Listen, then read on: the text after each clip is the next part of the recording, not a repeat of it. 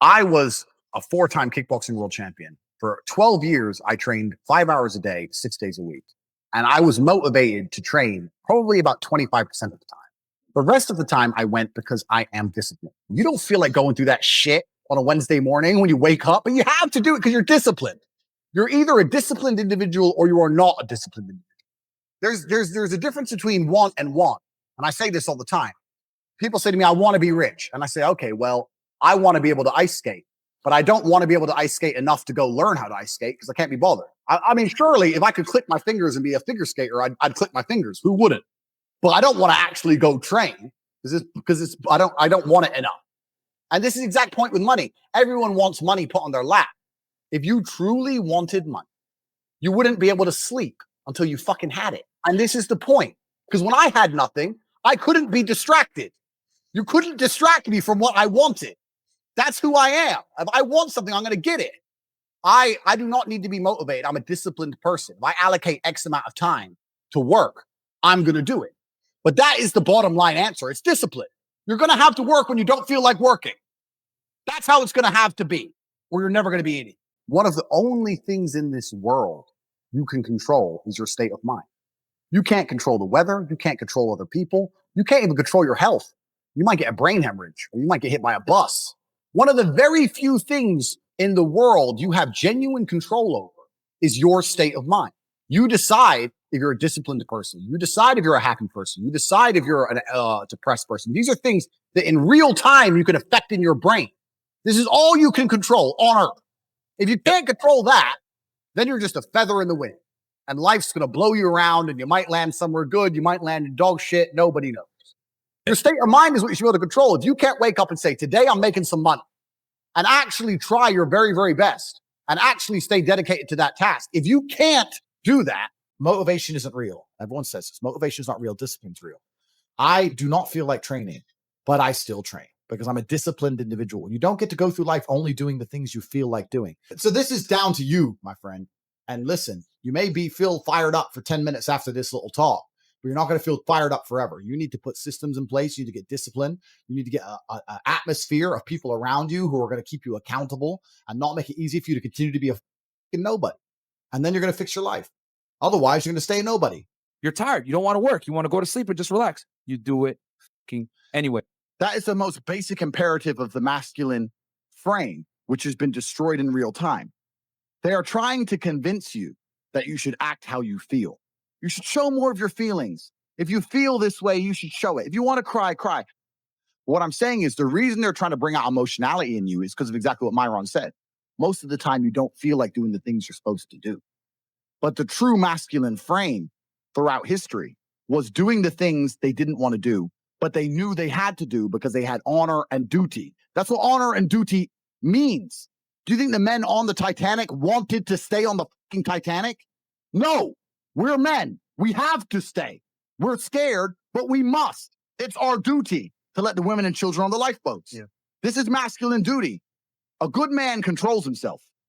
I have absolute self-control. Emotional control is absolutely and utterly important as a man.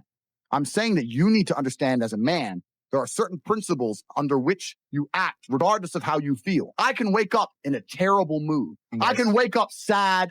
I can ache. I can have a busy day, stressed, etc. I will complete the same tasks as if I woke up in a fantastic mood. I'll do the same things because how I feel has no bearing on the things I'm going to do in my day because I have duty to myself and to my bloodline. Because you think there's something wrong with you. You go, well, I lack motivation. I don't have the motivation to go to the gym. Well, here's the news flash. Neither did I. And I still did it. So now what are you going to say? Now you have no excuse, right? Yep. Oh, you're scared to get in the ring. So was I. I still did it. Scared to get in the cage. So was I. I still did it. Being a man is about not feeling things. It's about acting the way you're supposed to act, regardless of how you feel. We act. We're men of action. We get things done. So the world got built. All of it. All the men who built the skyscrapers felt scared. They did it anyway. You need to become a man of action. Stop worrying about how you feel and start worrying about what you're supposed to be doing. How about that? I've always been disciplined in myself because I've always lived a disciplined life. I lived in a disciplined household. Like there was no such thing as I don't want to. So even now, if I wake up and I don't want to do something, I don't need someone to tell me to do it because I'll do it anyway. I mean, who wants to run a marathon? Nobody.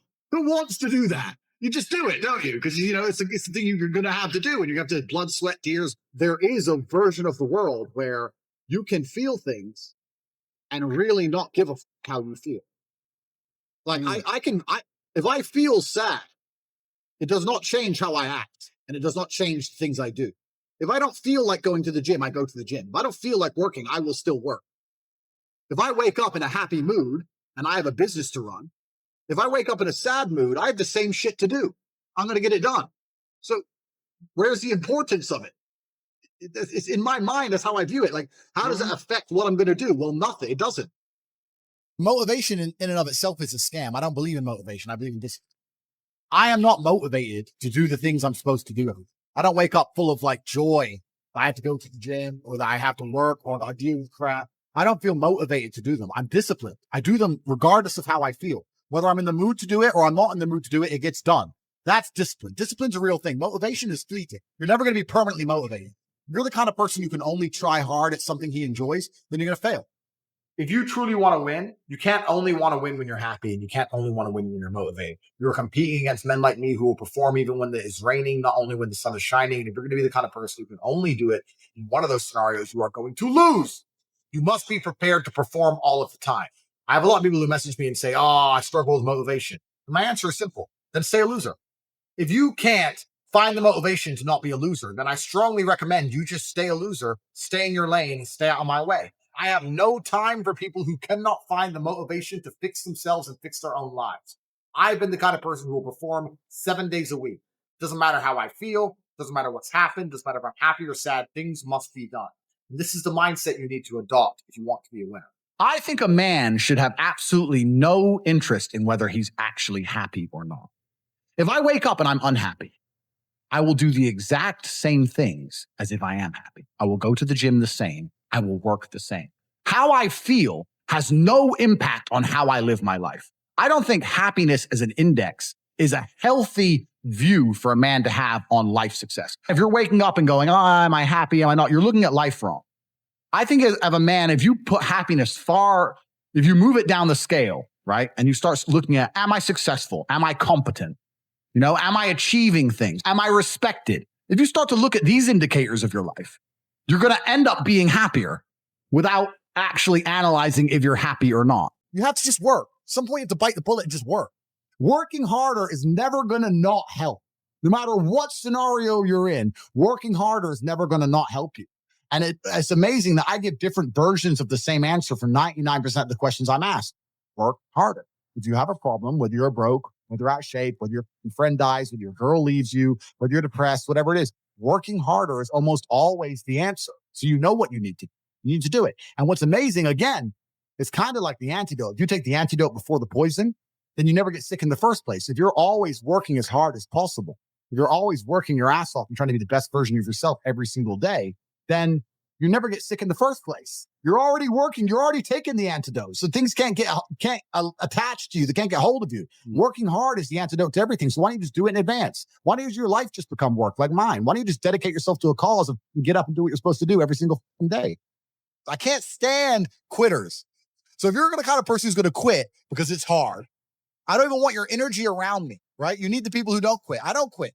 Every single facet of my life is testament to the fact that I don't quit. I didn't quit.